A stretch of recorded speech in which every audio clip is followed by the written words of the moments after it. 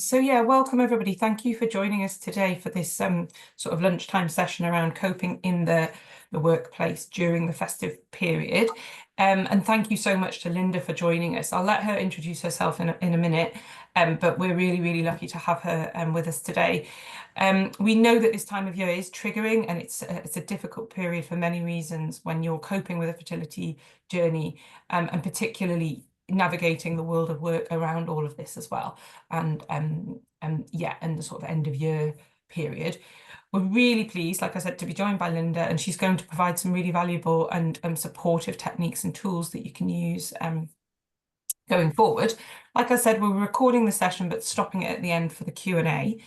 We'll also at the end, after we've stopped the recording, I'll run the well-being poll, which will come up in the session, but please rest assured it's not, your responses won't appear on the screen.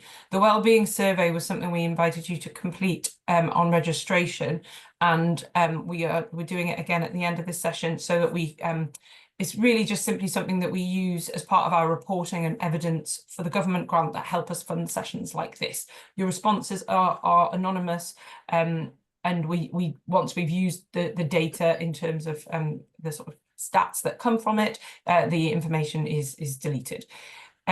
So yeah, in terms of housekeeping, please can you feel free to have your camera on if you want. It's totally up to you, but you're also welcome to leave it off as well. Please feel free to use the chat function, and I'll try and stay on top of that. But if we ask that you please mute yourself during the speaking. Right, that's everything from me.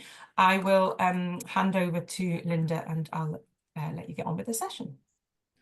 Thank you, Jude. So my name's Linda Gillham, and as you can see from the slide, my proper title is I'm a CTA in the counselling field. So I work in counselling, I work in fertility counselling with individuals and couples. I've got a long history working with mental health, and specialities, as I said, include fertility and also neurodiversity. So it's a great privilege to be invited to come and talk to you all today, and thank you for giving up your time to come in to listen, and I hope it's really useful.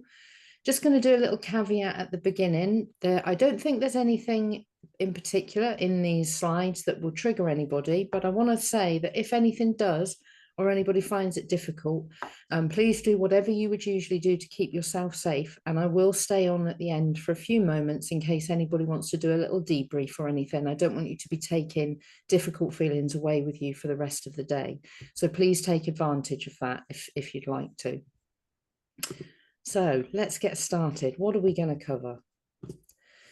So we're going to have a look at some of the challenges. Now I've got the chat open. If anybody would like to add any additional challenges that are particular for them, please do, and we can also incorporate those. I've done some generic challenges that I hear about when I'm working with people. Navigating the workplace around this time of year, how to cope with emotions, maybe sleep is a problem for you, and we're going to have a brief look at the sort of relationship between sleep and anxiety. We're going to look at some self-care strategies, and we're going to have a look at finding joy and creating new traditions, be that in the workplace or in your personal worlds. So I'm going to start by mentioning some of the challenges that I hear about in the work that I do. So things like work colleagues asking difficult, insensitive questions, work party invitations. Maybe you don't want to go to the Christmas or the festive party that your workplace has put on, and it's really hard to say why you don't want to go. You may be working with people who are talking about their own children or their grandchildren. Sometimes at this time of year, particularly if you are given some time off over this period, you're trying to put 5 weeks work into 3 weeks. So coping with these work pressures or deadlines, end of year deadlines, alongside feelings at work that maybe you feel isolated or inadequate because you're not doing what everybody else is doing. That social comparison thing can creep in here. Depending on where you are in your journey, you may be experiencing moments of grief. There may be something that happened this time last year or the year before, and all this time of year is a reminder. So you may be feeling sadness or frustration due to hearing others talk about these family-focused events. The balance between these obligations and your well-being can create additional stress, and we're going to have a look at a model around stress and to see how that could help. And also, when you are trying to chill out in the evenings, TV advertising is at its highest at the moment, often gives a completely unrealistic view of Christmas in particular, and also social media, those kinds of things. Even going out shopping, all the things that are on offer in the shops as well can be triggering. And as I mentioned, if there's anything else that I haven't mentioned in this list that you'd like me to cover, please do pop it in the chat. I've got the chat open so I can see it.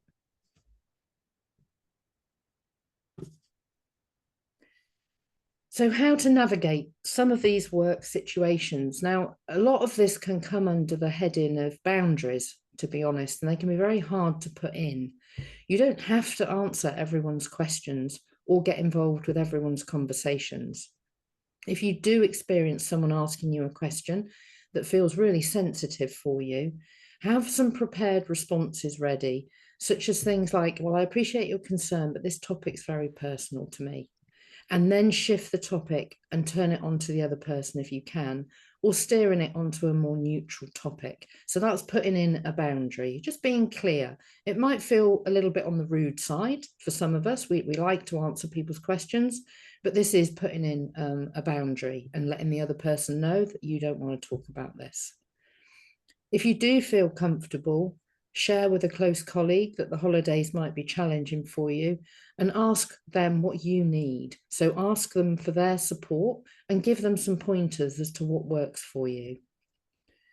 Let people know if there are specific topics or conversations you'd like to avoid. And again, that boundary situation, I'd rather not talk about this today, if that's okay. Allow yourself to acknowledge and accept the range of emotions that you feel during this time. Emotions are really difficult things, but we have them for a reason. So they do help us process emotion. For example, crying can be incredibly cathartic. Now, I appreciate you may not want to be sat crying at your desk when you're at work, but if you can, refer to your toolbox of coping strategies, and I'm going to give you some towards the end of this, and find a safe space in the workplace where you can take a moment away and practice some of these strategies. The toilets are always one of the best places I find in workplaces to see if you can get a few moments alone. And there's something here as well about giving yourself permission in a way that feels healthiest for you, the way that is okay for you. You don't have to follow these societal norms. You don't have to do, excuse me, what everyone else is doing. And we've got a slide coming later about that. So as I mentioned, coping with emotions, everyone is unique and there aren't any right or wrong feelings. There aren't any good or bad feelings. They're feelings. Our thoughts are linked to our feelings and behavior. And certainly in cognitive behavioral therapy, we make a big thing of that, about how our thoughts then link to our feelings. So we have a thought and then we might start to feel anxious or upset. And then that leads to a behavior. And sometimes that behavior is to avoid things. Because then it feels easier. But with anxiety, that can exacerbate anxiety. And we'll talk a little bit more about stress and anxiety in a moment. And sometimes, even though you're upset, you might find yourself dealing with someone else's emotions too. And that can feel really difficult to navigate. So again, we're going to talk to some tools and techniques later on, something that you can have in your pocket to offer someone else if it's somebody else that you're supporting that is struggling. So there is a difference between stress and anxiety, and we get anxious for a really good reason. So we have that capacity to enact our fight, flight, or freeze response to get out of difficult situations. So historically, if you were walking down a dark alley, for example, and you thought you heard a noise, you would start to feel anxious, and that would get you the resources you need to get out of that situation.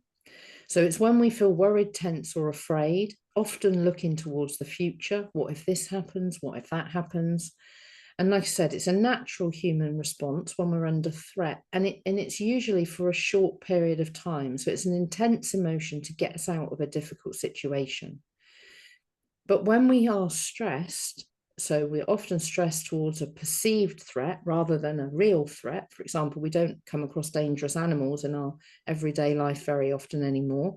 Our perceived threats are different things now, and often based on what we think will happen. And then you can see that anxiety can develop, and it can develop over a longer term as a reaction to this stress. So think of it in that way, that we are stressed at a perceived threat, and the anxiety is a reaction. It's not a response, it's a reaction to that stress. So I've got a model here. This is called the stress container. I don't know, sorry, the slide's blown a little bit there on disappointment. It's a different font, I think. It's called the stress container, and you can see there that the triangle is the container. Now, we've all got a different size of container. Some of us might have a really small one. Some of us might have a really big one, a really big capacity to hold stress. But how big our container has an impact on how much it can hold. And you can see there, we've got some things already in our container, but there's much more at the top that's ready to come in, and that will lead to that overspill. And you can see those two arrows there showing how we bubble over. Now, when we start to bubble over, this is often when other people first notice. We might be showing signs of frustration. We may not be sleeping well. We might have a very short fuse, for example. And that's when other people are starting to see that our container is full and overflowing. And you can see at the bottom there, there's a tap. It's a bit of a rudimentary tap, but this is PowerPoint, so it's the best I could come up with. But when this tap is open, we are using helpful coping strategies. So things like this, and this lets the stress out so that you can flow through the container and out to the left. And things like staying focused on what you can control, trying to keep some structure to your days. Maybe when you're not at work, some structure can slip. Listening to things like podcasts or visualizations to keep your mind occupied, but also to induce relaxation. Going out for walks in nature, I've got another tool for that coming up. Making time for you and taking time out, rather than feeling and viewing this holiday period as if it is just a relentless round of social engagements. If you are struggling, asking for help, we've got some resources for that at the end, but you may have close family or close friends that you can turn to. And daily meditation and mindfulness. So a lot of people may not be fans of doing this and find it very difficult. And it is very difficult to learn mindfulness. But you can also incorporate mindfulness into things like washing up. So as long as you're grounded in the here and now, and you're really paying attention to the thing that you're washing up, you're noticing the smell, noticing maybe the bubbles, that counts as mindfulness because you're grounding yourself in the here and now. Now, for me, I prefer visualizations, which send you on a guided journey and they talk you through that journey. Because again, meditation, it can be really hard to switch off your brain and engage with meditation, particularly if you're feeling really stressed.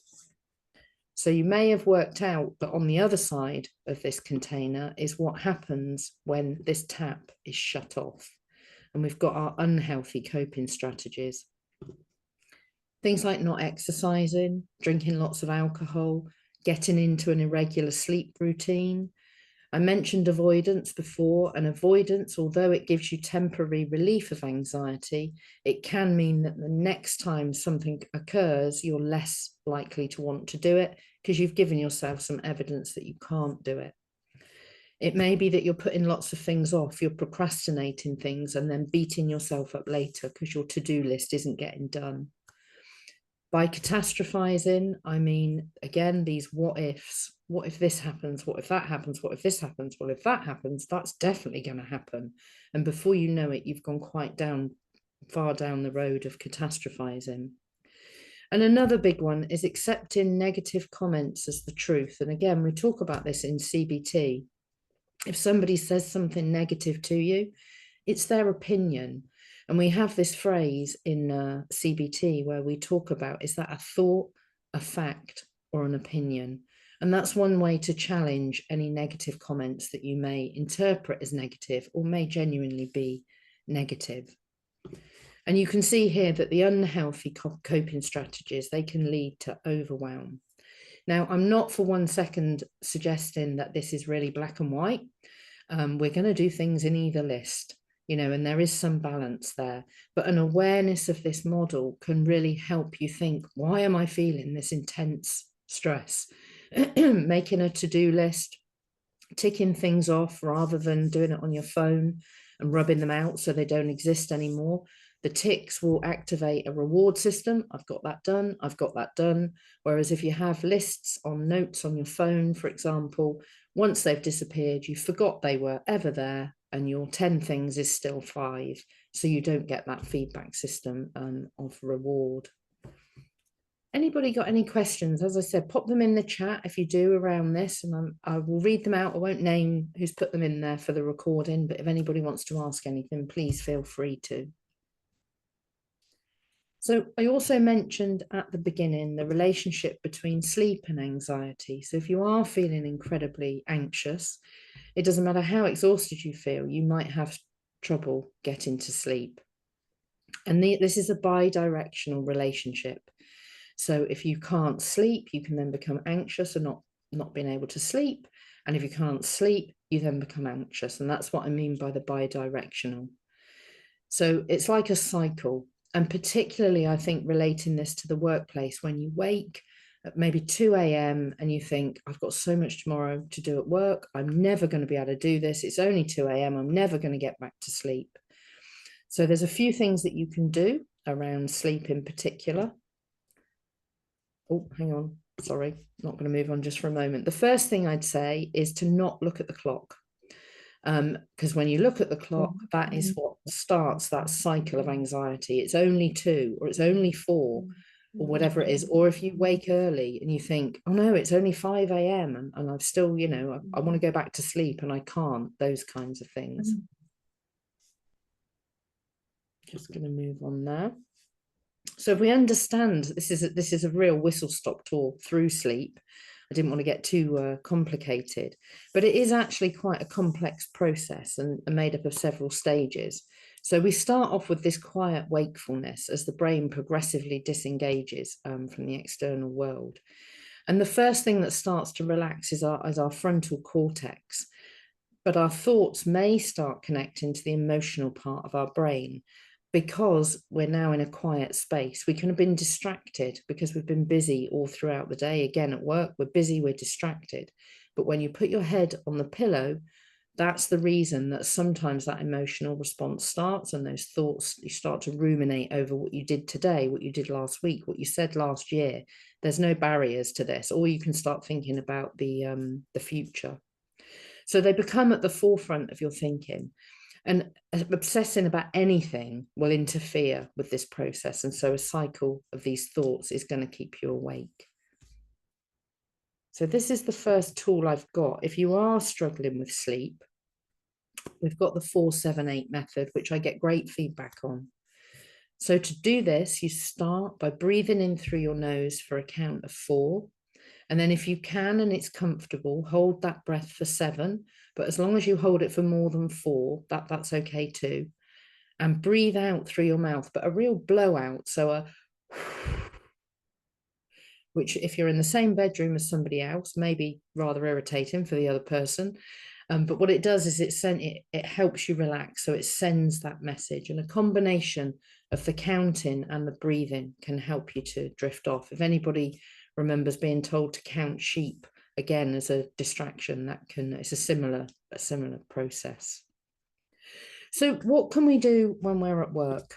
As I said, I mentioned, you know, if you can find a space where you can go, anchor breathing is a good one to ground you. So your thoughts have started to race, or you're feeling very emotional. There may have been a trigger. If you can take yourself out for a few moments and practice this anchor breathing, and you can see there, to start with, you imagine yourself in a space where you're feeling calm and safe. If we think about the boat analogy, attached to the boat there's an anchor, and it keeps you where you want to be. So our bodies, like boats, also have anchors. Often that's firmly with our feet on the floor. So 2 feet flat on the floor is ideal. And then when we start to do the breathing, you breathe in with a hand on your chest and breathe out in deeply, and then breathe out slowly, but feel that breath. So sometimes people like to also put a hand on the top of their tummies as well to feel that in and out breath. And as your mind wanders, because it will, thoughts will start to pop into your mind, random thoughts, and that's absolutely usual when you're doing this type of exercise. Just gently bring it back and think again about where you are feeling calm and safe. I mentioned going out for a walk in nature, and this is a grounding for a lunchtime walk. Now, many of us go out for walks at lunchtime, and we tend to take all our thoughts with us. And that's the biggest problem, I think, of going out for a walk, is when we take our brains that are full of whatever they're full of with us. So doing this 5, 4, 3, 2, 1 exercise can help ground you in your walk. So rather than spending your time marching around somewhere around the town, thinking, oh, I shouldn't be out on this walk, I've got so much to do this afternoon, or those kinds of thoughts, you can focus your attention on 5 things you can see, 4 things you can touch, 3 things you can hear, 2 things you can smell, and 1 thing you can taste. And that can really help ground you in your walk and give you some relief from those thoughts going round and round in your head. So I've got a lot more resources coming up on the next slide, not all of which I'm going to demonstrate, and you can probably see for obvious reasons. So for some of us, we experience panic attacks. Now, if you do experience panic attacks, the best thing, the best tool or resource is the butterfly hug. And to do that, we put our thumbs onto our collarbone and we gently tap the tops of our arms. Now, this was a technique taught to survivors of a hurricane. I think it was Hurricane Pauline a few years back. And so it's a trauma technique. And what the tapping does is it releases oxytocin. So you breathe in through your nose and out through your mouth as best you can if that panic attack is building. But this will give you the physical message to your body to calm. So it's a really great one if you do experience panic attacks. And you can do it if you want to feel calmer than you are too. The next one does what it says on the tin. I've always been incredibly surprised just how effective this is. And it is literally putting your hand on your heart and breathing in through your nose and out through your mouth. And this can reduce anxiety in about 60 to 90 seconds. It's surprisingly effective and it's really discreet. If you're on a Zoom call, for example, someone can probably not see you doing this, or if you're on the bus or a tube or wherever, you can do this and no one's going to look and think, why are they doing that? And in the workplace, again, you can do that, or you can take yourself off somewhere quiet and just spend a couple of minutes doing that. Well, that's nice. Look, so Jude says, I find the hand on heart technique helpful for getting to sleep too. That's, yeah. That's what it does. It's that physical message. It taps into what we call the polyvagal theory about our autonomic nervous system. And that's these techniques I'm going to come on to now. They're more physical, whereas in cognitive behavioral therapy, we're told to challenge our thoughts, which can be really difficult when we are stressed because we can't think. We get very binary when we're stressed, very black and white, or yes and no, that kind of stay or go. So these are designed to stimulate the vagus nerve and things, as I said, I'm not going to demonstrate all of these, but things like humming and singing, chanting, gargling. And you may think laughing is a strange one, and when we're stressed, we don't do a lot of laughing. But again, if you are feeling really stressed, forcing it, putting on a film that you've enjoyed before, something like that, just to give you a couple of, sort of giggles maybe while you're watching it, something you're familiar with, that can also activate that nerve. And then progressive muscle relaxation, you can do this at your desk, and it's about tensing your muscles individually. So you would really tense your hand and then releasing it. What that can do is it can help you identify where the tension is. So it may be that you hold it in your neck or your shoulders, and when you tense and release, that's what will identify where you are holding that. And we hold our emotions in our body. So that can, again, give you some relief going through a process of that. You can tense whichever muscles you would like to, throughout the whole body.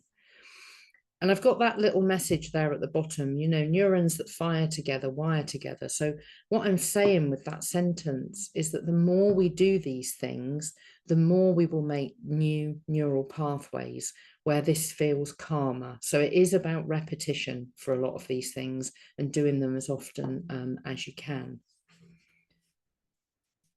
So I'm just going to move on to the next slide. So I've referred briefly as well to finding joy and creating new traditions. And again, this list is not exhaustive by any means. So thinking about allowing yourself enough downtime from the workplace to focus on aspects of the time off, the holiday, that have personal meaning. So things you enjoy, things like cooking or decorating or volunteering, they don't have to be festive based. This is for many people, one of the few times over the year we get a few days off. It doesn't mean you have to spend them celebrating, so to speak. It may be a time to think about smaller victories in your life and to make space for small pleasures that have occurred over the year. So again, using that space that's personal to you, I guess, is what I'm saying. You could create different workplace traditions with colleagues to prompt conversation. So you may be talking about an annual trip or a personal wellness day or a holiday movie marathon, those kinds of things, creating different topics of conversation around things that you enjoy. Again, back to that celebrating achievements. If you work with a team, maybe there are things that you've achieved over the year that you want to look back over instead of looking back over your journey over the year, which people may or may not be aware of in the workplace. There's a lot of support groups and online communities where others understand the unique experience. And so it may be a time to see, and I'm going to tell you about one coming up on the next slide. But there are many other groups and online communities that you can get involved with. And obviously Fertility Network UK, if you have a look on the website there, you'll find some. If available, connect with colleagues who may be on a similar journey, and that can help that mutual support and understanding. A big part of the polyvagal theory is thinking about how we co-regulate with others. And yet when we're feeling low or we're feeling stressed, one of the first things we do is withdraw. We withdraw away from other people. Maybe we don't respond to text messages or pick up the phone if someone calls us. But actually co-regulation is really important because we are designed to be social creatures. And so being around other people can really help if we're experiencing difficulties. So I mentioned a support group, and there's one on Tuesday. So this is a peer-to-peer group mentoring session for women in the workplace run by Fertility Network UK. And the slides are going to be shared, so you can get the website, or you can look it up to see and how you book on. And so it's a peer-to-peer group mentoring session, and it's a platform for support and guidance experiencing fertility challenges at work. And again, another collaborative, safe and facilitated environment. Access and support over the festive period can be limited. Fertility Network UK have their support line that is open around the festive period, but not over the festive period. But the Samaritans also, there's somebody always at the end of the phone to talk to if things are getting or feeling too much. There's somebody there that you can talk things through with. It's not just about people who are feeling suicidal, for example. There is always somebody there that will listen and chat things through for you, whatever it is that you've phoned for. So I'm going to stop there and ask if there's any questions. If anybody would like to come on camera, I'll get Jude to stop the recording. Is that okay, Jude? I'm just going to stop. Yeah, there we are. Share.